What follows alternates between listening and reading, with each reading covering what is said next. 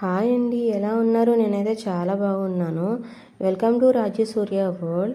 ఈరోజు అయితే నేను ఎర్రకందిపప్పుతో పప్పు టమాటా అయితే చేశానండి. ఈ ఎర్రకందిపప్పులో చాలా హెల్త్ బెనిఫిట్స్ అయితే ఉన్నాయి.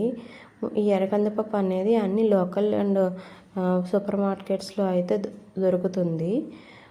ముందుగా ఈ కందిపప్పుని ఒక అరగంట అయితే నానబెట్టుకొని పక్కన పెట్టుకున్నాను. తర్వాత అయితే బాగా కడుక్కొని దీంట్లోకి చిన్న చిన్న ముక్కలుగా కోసిన టమాటా, పచ్చిమిర్చి, తగినంత వాటర్ అయితే వేసుకున్నానండి.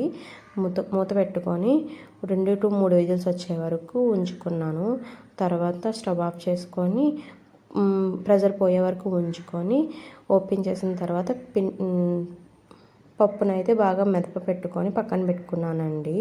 ఇప్పటి వరకు మన ఛానల్ని ఎవరైనా సబ్స్క్రైబ్ చేసుకోకపోతే ప్లీజ్ సబ్స్క్రైబ్ చేసుకోండి, లైక్ చేయండి, షేర్ చేయండి అండ్ కామెంట్ చేయండి, సపోర్ట్ చేయండి. తర్వాత దీనికి తాలింపుకి ఆయిల్ వేసుకొని దాంట్లోకి జీలకర్ర, ఆవాలు, ఎండుమిర్చి, వెల్లుల్లి, కరివేపాకు అయితే వేసుకొని బాగా ఫ్రై చేసుకున్నానండి. తర్వాత దీనికి చింతపండు రసం వేసుకుంటే బాగుంటుందని కొంచెం చింతపండు అయితే నానబెట్టుకొని దాన్ని అయితే రసం తీసుకొని పక్కన పెట్టుకున్నానండి.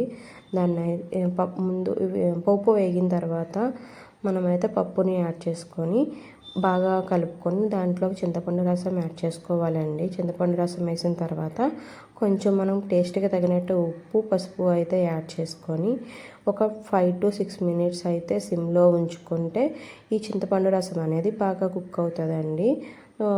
కుక్ అవ్వడం వల్ల ఎక్స్ట్రా టేస్ట్ అనేది వస్తుంది. ఒకసారి ఎవరైనా ట్రై చేయకపోతే ట్రై చేయండి. అంతేనండి. Thank you for watching this video. Bye bye.